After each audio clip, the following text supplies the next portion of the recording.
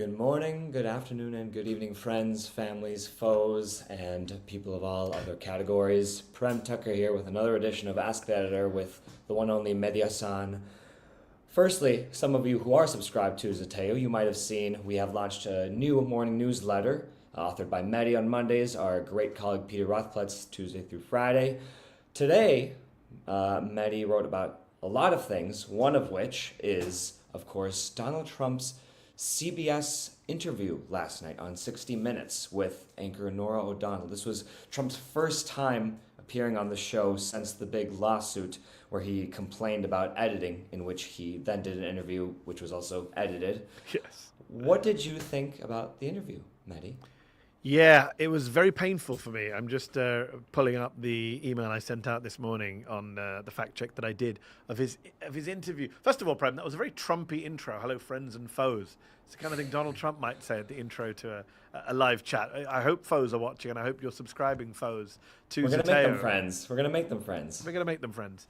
It was a phenomenally bad interview. I've watched a lot of Donald Trump interviews over the last decade. I was hoping that some of these interviews were improving over the years, that people were starting to ask tougher questions, starting to do better fact checks in real time. But I guess we've regressed again. We're back to kind of 2016, these kind of softballs, allowing him to talk all over you, say lie after lie. I counted around 17 lies over 73 minutes, but there were way more. I mean, that's at least 17 lies. There were probably around 30 lies, but I counted around 17, which is about one every 4 minutes. Some of them were repeated lies. Like he kept saying, there's no inflation. That's a lie. Of course, there's inflation. It's the 3%. We were a dead economy a year ago. Now we're the hottest. No, actually, America was the fastest growing economy in the G7 a year ago. So I kind of called out some of the lies. I did a bit of a debunking. But it wasn't just the kind of lies. It was Norah O'Donnell, the host at CBS, who was doing the 60 Minutes interview. It was a complete inability to challenge him. It was her deferential tone. It was her failure to do follow-ups or do any kind of real-time fact-checking. There were so many moments in the interview that were depressing. There was a moment where she says, "Did you ask the DOJ to go after your enemies, Tish James and Jim Comey?" What do you mean, did you? We know he did. He literally published it on Truth Social. He said, "Pam, go after Tish James and Jim Comey. Why haven't they been prosecuted?" So this is it kills me. And then Trump goes, "No, I didn't. Of course I didn't." It's like, what are these exchanges? One of the most depressing parts of the interview is where he says, I get to do whatever I want. I can send troops into cities. I can do the Insurrection Act. Do you know about the Insurrection Act? Do you know about who did it? And she says, "No, tell me." And then he goes, "Well, 50% of presidents have used the Insurrection Act." Not true. It's about 38% of presidents, and mostly 100 years ago.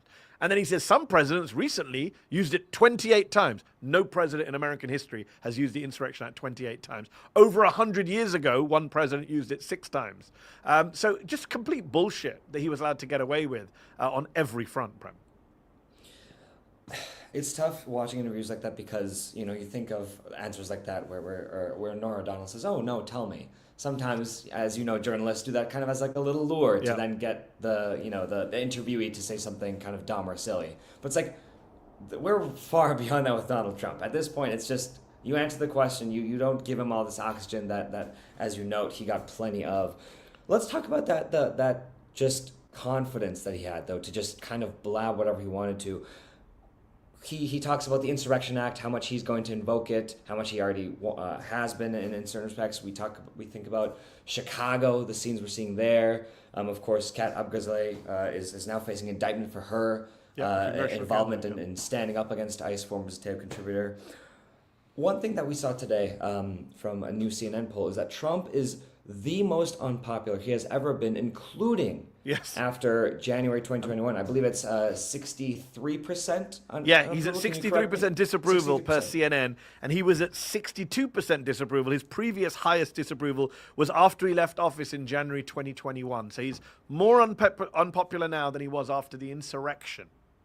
Yeah, and this is something I've been thinking a lot about. With a lot of people ask me, how can people stand up to Trump? What does the Democratic Party look like? What can be done? I think a lot of people are scared of the left going too far left because of how bad things feel now, and Trump is just doing whatever he wants. But Trump is so dramatically unpopular in a way that I think a lot of us get desensitized to. Yes. And then we get more scared of doing anything in response because it's like, oh, well, what are you going to do? He's so unpopular. And so I'm wondering how you think about the fact that, on one hand, he's incredibly unpopular, more than he ever has been. And yet he's still kind of just doing whatever. Yeah, it's a paradox that I've been pointing out on social media quite a bit in recent weeks. He is as unpopular as he's ever been, if not more so, and yet he's more powerful than he's ever been. Why is that? Politically, he's there for the taking. Politically, an opposition party and the media would be all over any other president who is this unpopular. I'd say there's two problems. Number one, Trump is super good at ignoring polls and just declaring his own reality. So he goes around saying, I'm the most popular president ever. People love me. We're doing amazing. He does that self-congratulation and self-praise, which Democrats are so bad at doing. Democrats are the party of self-flagellation. Even when they're in office, they're like, oh, we're so bad. People hate us. Oh, I know. And they're always circular firing squad, etc. Republicans are like, we're amazing. We're at 63% disapproval, but we're amazing. That's one issue. I think the other issue is, of course, we have a crappy opposition body, as you and I have discussed here before. You have the Hakeem Jeffries and Chuck Schumers who are unable to take advantage of kind of the sitting ducks in front of them. And that is a problem. Rather than pointing out Trump has no legitimacy, no mandate, he never won a majority of the popular vote in any of the 3 elections he contested. He lost the popular vote in 2016, lost the popular vote in 2020, and got just shy of 50% of the vote in 2024. He's never won a majority of the vote. He's underwater on every major issue, including immigration, which he claims to be, strongest on. Where is the opposition around this stuff? It is deeply frustrating to see him getting this pass when he is that unpopular. And institutions like universities and big tech and media companies all rolling over for him. You'll notice in that 60 Minutes interview, he goes out of his way to praise Barry Weiss, who you and I have discussed before, you've reported on, the new head of CBS News, the founder of the Free Press, the, let's call her what she is, conservative journalist who's taken over propagandist for Israel and the right, who's taken over CBS. And he actually praises her, Trump, in the interview. She's wonderful, wonderful young woman who's now running your news organization. This is what state media looks like. Yeah. It was very interesting to see who he took time out of the interview to praise, Barry Weiss and Andrew Cuomo, but that's neither here nor there. And Nora O'Donnell herself.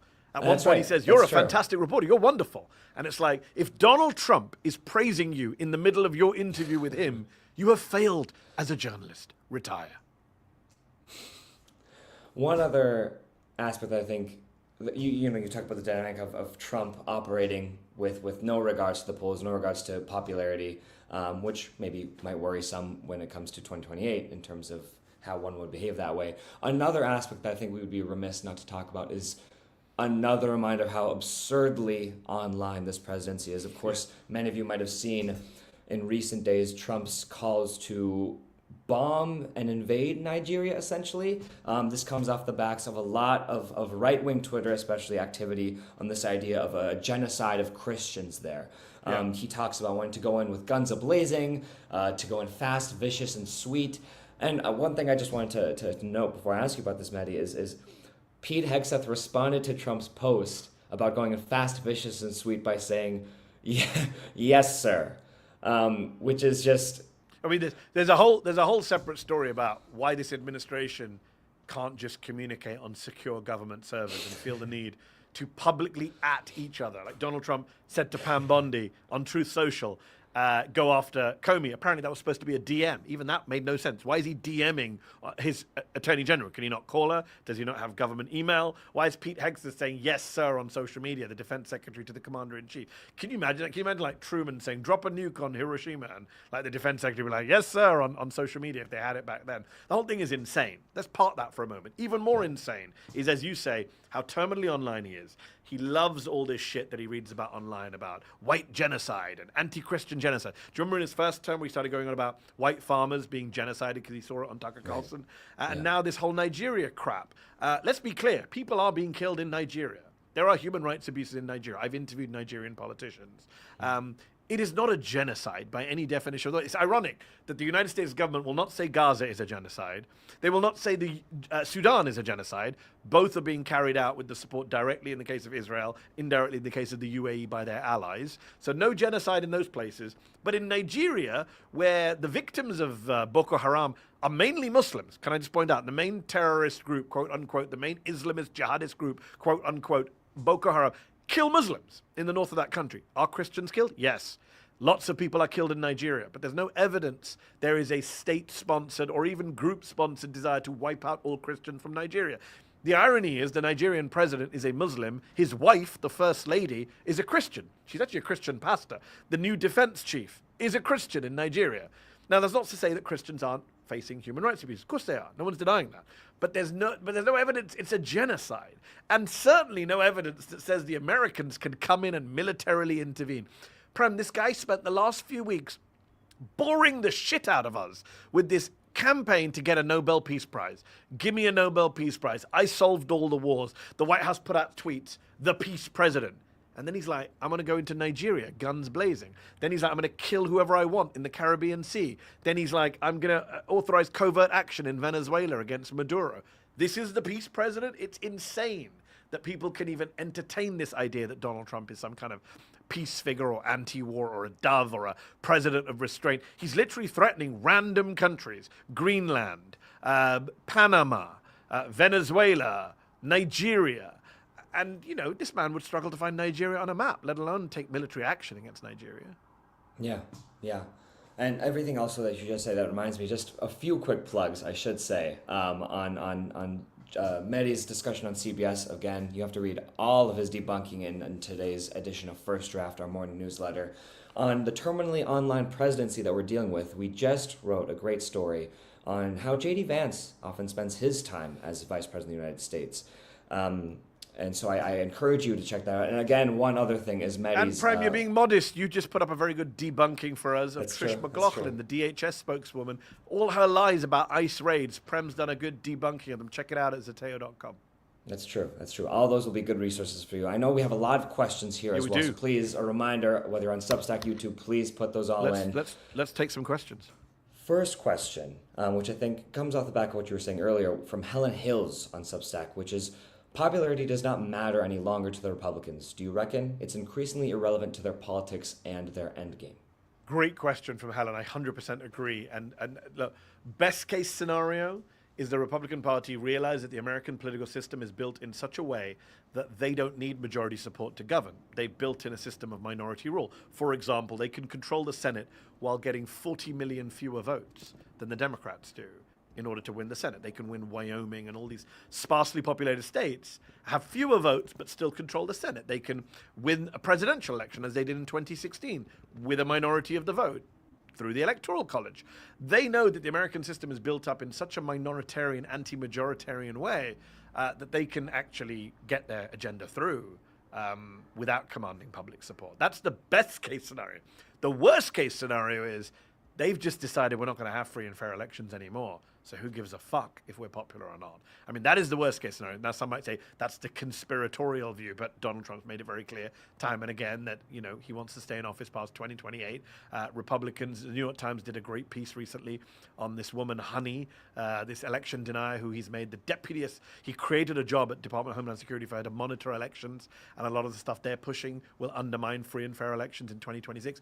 You know, and we've talked about it on this show and at Zateo before, which is, you know, a man does not renovate his house and then move out straight away. The guy's building a $250 million ballroom that he wants to name after himself. It does make you think, how long does he plan on staying in the White House? So that's the worst case scenario, is that they don't care about the polls because they don't need to worry about elections anymore. That's the worst case scenario. Yeah, yeah. Pondering Politics on YouTube asks... Oh, Hosea. Yes, indeed. O'Donnell seems to have capitulated to Trump and Weiss. Also, Trump admits an auto-pen pardon scandal. Should House Democrats investigate if they retake the majority, and should it be relentlessly public? Oh, I mean, it's an amazing open goal for the Democratic Party. I mean, there was so much brazen hypocrisy on air last night. You mentioned the fact that they put out a 28-minute edited version on TV versus the 73-minute version that went online. That in itself was the grounds with which Trump sued CBS this year and won. No, he didn't win. They settled $16 million. As Chuck Schumer pointed out on Twitter this morning, maybe I should take legal action against CBS. Yes, you should. No joke. Democrats, as I wrote in my morning newsletter today, the next Democratic presidential candidate should sue CBS and say, election interference. You should pay me exactly what you paid Donald Trump because you've done exactly the same thing. You edited Harris for TV. You've edited Trump for TV. In fact, they left out bits from TV, some of the worst Trump bits, were left out, I should point out. In terms of the auto pen, yes, for people watching, Donald Trump is obsessed with the idea that Joe Biden's administration used an auto pen to sign certain documents, certain pardons. They've done a lineup of photos of presidents at the White House now, and the photo for Biden is an auto pen. That's their childish gag that passes for humor in MAGA world. And yet, last night on 60 Minutes, when he was asked why he pardoned the Binance CEO, the crypto, the Canadian-Chinese crypto billionaire who the Biden administration have prosecuted for allowing his crypto platform to be used for money laundering and the moving of terrorists' money, things you'd think Republicans object to. Trump pardoned him. He's now promoting the Trump crypto family coins. Very corrupt. When he was asked about this by Norah O'Donnell, one of the rare tough questions she asked him, he said, "Are you ready? I know nothing about him. I was just told he's a good guy, so I pardoned him." So the idea being that Trump doesn't make decisions on his own. Other people are making the decisions for him. He doesn't know what's going on. He's unself-aware. He's ignorant. People are running the administration who are not him. That's all the stuff they said about Biden. It definitely does apply to Trump. And Democrats, if they win back the House, should make a big deal about all these Trump pardons. A, they're corrupt. But B, he's now on record saying he knows nothing about these pardons. He's just signing anything put in front of him with his demented head. I think that's a perfect segue to our next question from Beach202 on YouTube, who asks, why doesn't the media start yelling medic when Trump says mentally bizarre statements? Oh, Beached 202. I love that question. I love that point. It's something I've been banging on about for years now, since the first Trump administration. His clear mental problems, his deteriorating mental health, as well as physical health, but mental health clearly has not been the big story it should have been. And it kills me because Joe Biden's mental health was a huge story. Despite Republicans claiming there was a cover-up and this and that, it did dominate 2024. It did lead to a president standing down from the race, and yet we replaced him with a guy who is completely bonkers. Did you see him, Prem, on Air Force One the other day, bragging about how he aced the dementia test, how he identified the animals correctly, and how AOC and Jasmine Crockett couldn't ace that dementia test? It's bad enough that he has to take dementia tests, but the idea that you brag about passing a dementia test is in itself evidence of your dementia or your clear lack of mental fitness for office. He gets away with what other presidents wouldn't get away with. He walks around on the rooftop of the White House screaming about missiles. If any other old man president did that, we would be invoking the 25th Amendment. I like the idea of people just shouting medic, but you'll notice, Beach 202, that Norah O'Donnell didn't ask a single question about his age or health or bruises on his hand or mysterious MRI or constant forgetting of things. Didn't ask a single question. That's all we ever asked Joe Biden. Why don't we ask Donald Trump these questions? Media failure. Subscribe to Zateo. There you go. There you go. And it's also, I mean, the implicit idea there of why Trump would agree to appear on an interview with 60 Minutes after the whole lawsuit hullabaloo. It's unsurprising that he faced none of those questions. Indeed. Mehdi, I know you have very strong thoughts on this that I think are a bit more nuanced now, but JHMMKE6047 on YouTube asks, the U.S. prefers a celebrity president. How about Matthew McConaughey or Jon Stewart or George Clooney?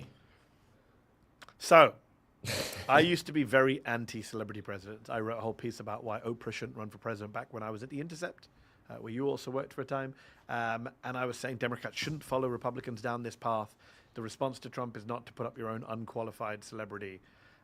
I've moderated my position on that in the intervening years. I do think there is a case for a celebrity running, given our attention economy, given the fact that being all over media seems to be a key requirement to be president, and Kamala Harris failed miserably at that, as did Joe Biden before her. What I would add, the qualifier is it can't just be any celebrity, like Dwayne "The Rock" Johnson or Stephen A. Smith or whatever. It has to be someone who has some track record of political activism, political engagement, of good progressive views, I would say. So in that list that they mentioned, Matthew McConaughey, no. Or when he was dipping his toe into the water running for governor of Texas, he said some ridiculously kind of banal shit about both sides. And, you know, I can't stand the people who think, you know, oh, I'm not left, I'm not right, I'm just in the middle. No, you stand for nothing. So no thank you, Matthew McConaughey. If he wants to run for governor of Texas, try that first. George Clooney. I mean, we will forever be indebted to George Clooney for making sure Joe Biden stood stood down from the race and preventing an even bigger Trump win in November. He almost saved America from Donald Trump if Democrats had actually got their act together. He was actually on the media this weekend. I can't remember which show. That's right. Yeah. But he did an interview and he said he doesn't regret helping to push Biden out of the race with that famous New York Times op-ed, but he thinks Kamala Harris shouldn't have been the candidate who replaced him.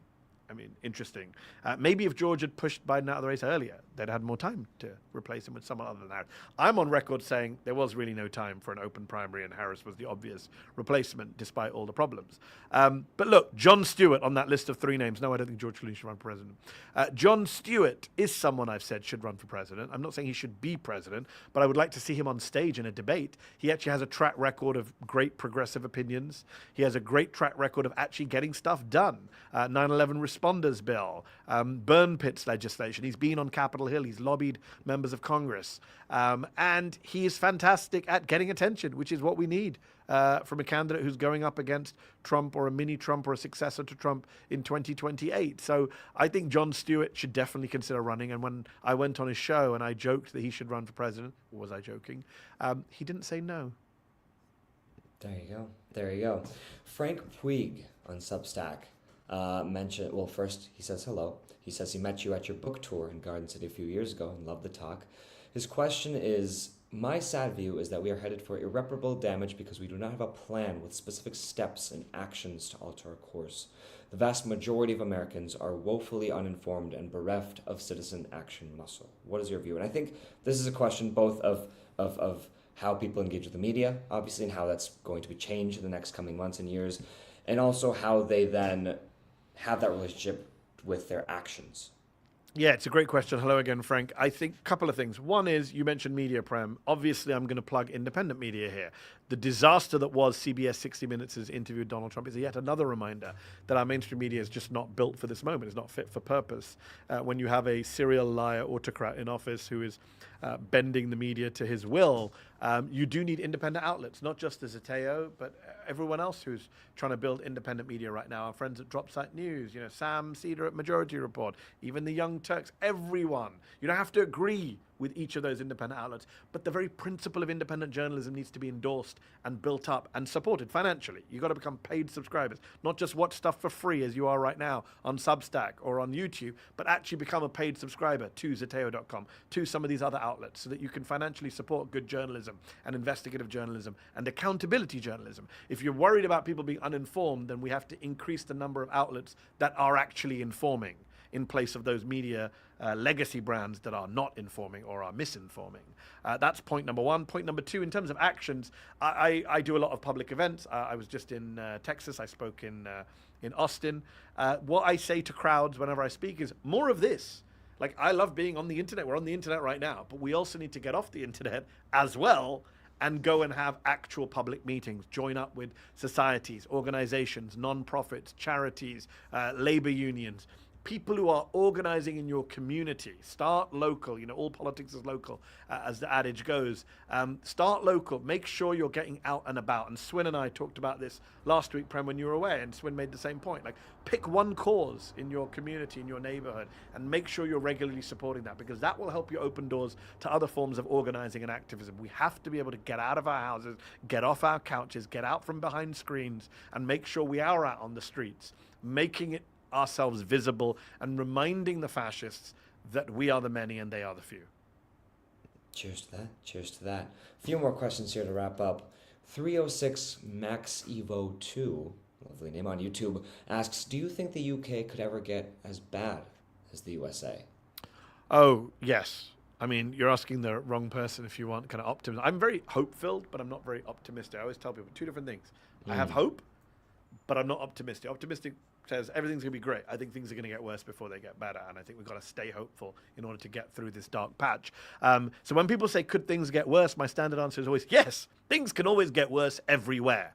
And just as the US is not some special case when it comes to rising autocracy and fascism, the whole, it can't happen here, no, it's happening here. The UK, I know is, as a British American, I know there are a lot of Brits looking at America saying, Americans are crazy. That could never happen here. It's happening in the UK. Nigel Farage, Reform, his party, even the Conservative Party, are very much borrowing the American narrative, right-wing narratives right now. For example, you see British politicians now talking about deport, deport, deport. in a way that you never heard British politicians talking this way a year or two ago. It's very much borrowed from the MAGA Republican Party, this discourse of denaturalization, deportations, kick them out. There's a phrase, America sneezes, the UK catches a cold. We do follow what the US does. We, as in I'm wearing my British hat. Often, 6 months, 1 year later, you'll see the same trends in the UK. So there's a very high chance Nigel Farage is the next Prime Minister of the United Kingdom, which would be the most Trumpy thing the UK could do right now. So no, I don't think the UK is immune to these trends, sadly. Yeah. It would be remiss also not to talk about what we are on the eve of, which is, of course, many elections across the country, but especially the New York City mayoral election. Betsy Braveman first asks whether we will be covering the election after party tomorrow. I'll let you answer that first. Prem, I believe you and I are going to be live streaming from the election night event. I refuse to call it a party until there's a result. But we will be live streaming from Zoran Mamdani's election night event in New York tomorrow night. Do join us here on YouTube, on Substat Live, just like right now. But Prem and I will actually be in person at the event. We'll be interviewing members of his team, supporters, prominent local politicians. We'll have some great interviews, live reactions, results. So you don't need to spend the night with cable news. You can spend the night with Zateo here on YouTube and Substack. We will be live. Betsy, thank you for asking. That's exactly right. There's one thing I wanted to pose to you, which was there's a lot that has happened in the New York City mayoral elections last week. But one small thing that I thought was so remarkable was, I think it was this morning or yesterday, Mamdani was asked about Hakeem Jeffries, saying that sort of putting water on the coals of Zoran's popularity and saying that he's not necessarily the future of the Democratic Party. And he's asked this question. Zoran says, okay, good to know. And then the reporter says, do you think you will be the future of the Democratic Party? Like, what do you think your role will be? Kind of question. He says, I don't have time for that. I'm busy canvassing. It was a 20-second clip tops, straightforwardly answering a question in a way that I don't think a Democrat has ever done. That just exuded confidence, self-assurance, no regards for the nonsense. Like, let's move on. And I was wondering if you had seen this moment, and more broadly, I don't know, so much what we talked about today, even when you think about the hopes of the Democratic Party, what can be done, a celebrity icon that can stand up against the likes of Trump, like who should run for president? Is there a Zoran-like figure that can run in 2020? All these questions are just crystallizing in the viewing of this one man who seems so unfazed by a lot of this noise and so focused on just beating the worst of it. Yes. And just winning. Well, first of all, you were with him at the weekend, and I urge people to watch Prem's video report for Zateo. Prem was with Zoran Mamdani in Long Island, I think it was, at H Mart. Long Island City, yeah. Fantastic Korean supermarket that I also go to here in the DC area. Free plug. We don't get paid to say that. Prem was there with Zoran on the campaign trail. And yes, what came across in that is he's very much trying to get every vote. He's not complacent. He's out there. He means business. He's very serious. Hakeem Jeffries, a ridiculous figure, refused to endorse him for several months, now endorses him on the eve of the campaign, but even after endorsing him, when he's asked on the Sunday shows, is Zoran the future of the party? He's like, no. He could have dodged it. He went, no, he's not. He wants it to be Mikey Sherrill or Abigail Spanberger, the centrists who are running for governor, also on Tuesday in New Jersey and Virginia. I just want to read out this tweet, Prem, that I saved for precisely this moment. David O'Brien, I don't know who he is, he's Vice Chancellor of a California college. He tweeted yesterday, great tweet. He quote tweeted a clip of Hakeem Jeffries speaking about Zoran on CNN. He said, political orientation aside, forget the left versus center framing. Hakeem Jeffries, this guy's communication style just is not going to cut it as a party leader and major public figure in our current age. He combines the most blandly inoffensive platitudes with the energy of a narcoleptic sloth, which I thought was a brilliant description of Hakeem Jeffries. It's not about the politics. Obviously, I disagree with his politics and ideology, but that's not even the biggest problem. It's his complete inability to lead and communicate and take any kind of strong or decisive stance. I worry about Democratic prospects for the House. I know that the polls suggest they're going to win the House next year, but combining Republican gerrymandering with Hakeem Jeffries' feckless leadership, and I worry that they won't win the House next year because of that. Let's see. I hope I'm wrong, and because we need it for the sake of small d democracy. But Zoran's answer was a great answer. He doesn't care. I mean, he knows he doesn't need Schumer or Jeffries' endorsement. Yeah, Apak Shakur and narcoleptic sloth is Yes, It's adding tough. them up. That is tough. That is tough. For one final question, related to our conversation on the UK, from BH Full AM 1312. So sorry. Love the Mehdi, have you YouTube names. Yes, very good. Mehdi, have you considered opening a UK branch of Zateo? From a budding reporter, I might add. That's a great question. We are expanding rapidly here at Zateo. We just hired Swin Subsang and Andrew Perez from Rolling Stone to expand our US political team. We are approaching the end of the year where we've had a very good year thanks to all of your support, your financial support. The more financial support we get, the more we grow and we invest in independent journalism. Obviously, we have contributors from around the world. We have people like Owen Jones doing his show with me called Too Outspoken, which is very UK focused. We have other UK based contributors, Grace Blakely and others who write fantastically. We don't actually have a Zateo office or bureau in the UK, but I'll be honest with you, I don't think it's a big secret to say I'd love to have one. I'd love that to be the next step in our expansion because a big chunk of our subscribers are in the UK, are in Canada, and we would love to kind of expand our presence much more in those places because we are independent. But we're also not just America focused. Obviously, we're based in the US, and Donald Trump takes up a lot of our bandwidth. But we cover Gaza, we cover Nigel Farage, we cover all of these international issues, and we can only do that with your support. So I'm going to use that question to make another appeal to subscribe to Zateo.com if you're not already a paid subscriber to Zateo.com. It costs less than whatever it is, $7-8 a month if you do the annual plan. And you also get a discount for merch once you become a paid subscriber to Zateo. Let's make it happen. Let's make it happen. UK branch 2026. Just get a couple hoodies and you can make it happen. If nothing else, everyone, please take care. Make sure you subscribe to Zateo. Make sure you subscribe to our new newsletter, First Draft, in your inbox every single morning. And catch us tomorrow night. We will be reporting live from New York City, live from Zoran HQ, and we will be giving you all the updates that you need to know on a very sensational election tomorrow night. So thank you all very much. Take care. See you soon. And see you next week. Thanks.